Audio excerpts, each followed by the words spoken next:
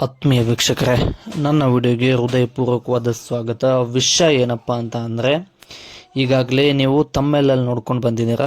ಕರ್ನಾಟಕ ರಾಜ್ಯ ಸರ್ಕಾರ ಗೃಹಲಕ್ಷ್ಮಿ ಯೋಜನೆಯ 16 ಮತ್ತು 17ನೇ ಕಂತಿನ ಕರ್ನಾಟಕದ ಎಲ್ಲ ಗೃಹಲಕ್ಷ್ಮಿ ಫಲಾನುಭವಿಗಳಿಗೆ ಕ್ರೆಡಿಟ್ ಆಗಿದೆ. ಅಂದರೆ 16 ಮತ್ತು 17ನೇ ಕಂತು ಕ್ರೆಡಿಟ್ ಆಗಿದೆ.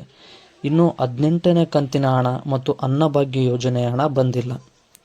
ಈ 18ನೇ ಕಂತಿನ ಹಣ ಮತ್ತು ಅನ್ನಭಾಗ್ಯ ಯೋಜನೆಯ ಒಟ್ಟು 6,000ದಲ್ಲಿ 4,000 ಈಗಾಗಲೇ ಗೃಹಲಕ್ಷ್ಮಿ ಫಲಾನುಭವಿಗಳಿಗೆ ಅಮೌಂಟ್ ಬಿದ್ದಿದ್ದು, ಒಂದು ಕಂತಿನ ಹಣ ಅಂದರೆ 18ನೇ ಕಂತಿನ ಗೃಹಲಕ್ಷ್ಮಿ ಹಣ ಇದು 2,000 ರೂಪಾಯಿ ಬರಬೇಕಾಗಿತ್ತು.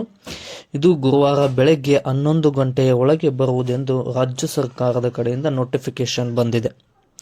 ಕರ್ನಾಟಕದಲ್ಲಿ ಸರಿಸುಮಾರು 1,32,000 ಗೃಹಲಕ್ಷ್ಮಿ ಫಲಾನುಭವಿಗಳಿಗೆ ಇನ್ನೂ 16 ಮತ್ತು 17 ಮತ್ತು 18ನೇ ಕಂತಿನ ಹಣ ಇನ್ನೂ ಬಂದಿಲ್ಲ. ಇದಕ್ಕೆ ಕಾರಣ ಏನಂತು ಅಂದರೆ, ಸರ್ಕಾರದ ಕಡೆಯಿಂದ ಎಲ್ಲ ಗೃಹಲಕ್ಷ್ಮಿ ಫಲಾನುಭವಿ ಅರ್ಜಿದಾರರ ಅರ್ಜಿಗಳನ್ನು ಮರುಪರಿಶೀಲನೆ ಮಾಡಿದ್ದಾರೆ.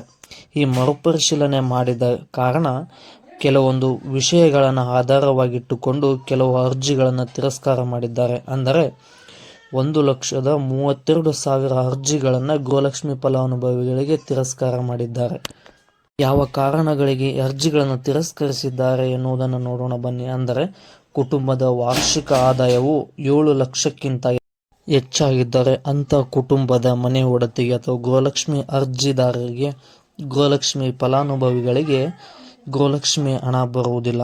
ಮತ್ತು ಅದೇ ರೀತಿಯಾಗಿ 15 ವರ್ಷಗಳಿಂದ ಆಧಾರ್ ಕಾರ್ಡನ್ನು ತಿದ್ದುಪಡಿ ಮಾಡದೇ ಹೋಗಿದ್ದರೆ, ಅಂದರೆ ಆಧಾರ್ ಕಾರ್ಡ್ನಲ್ಲಿ ಏನಾದರೂ ನಿಮ್ಮ photo, mobile number, date of birth ಇವುಗಳನ್ನು ಯಾವುದನ್ನು ತಿದ್ದುಪಡಿ ಮಾಡದೇ ಹೋಗಿದ್ದರೆ ಅಂಥ ಫಲಾನುಭವಿಗಳಿಗೂ ಕೂಡ ರಾಜ್ಯ ಸರ್ಕಾರದ ಕಡೆಯಿಂದ ಗೃಹಲಕ್ಷ್ಮಿ ಹಣ ಬರುವುದಿಲ್ಲ.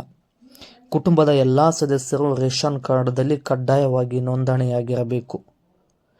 ನೋಂದಣಿಯಾಗದೇ ಇದ್ದರೆ ಅಂಥ ಕುಟುಂಬದವರಿಗೂ ಕೂಡ ಗೃಹಲಕ್ಷ್ಮಿ ಯೋಜನೆ ಅಡಿಯಲ್ಲಿ ಯಾವುದೇ ಹಣ ಬರುವುದಿಲ್ಲವೆಂದು ರಾಜ್ಯ ಸರ್ಕಾರ ಅರ್ಜಿಗಳನ್ನು ಮರುಪರಿಶೀಲಿಸಿದ ನಂತರ ವಿಷಯವನ್ನು ನೀಡಿದೆ.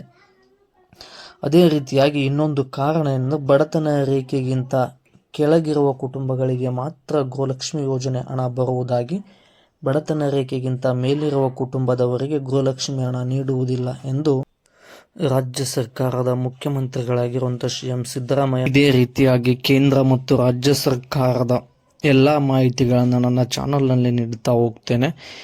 ಅದಕ್ಕಾಗಿ ನಿಮ್ಮ ಬೆಂಬಲದ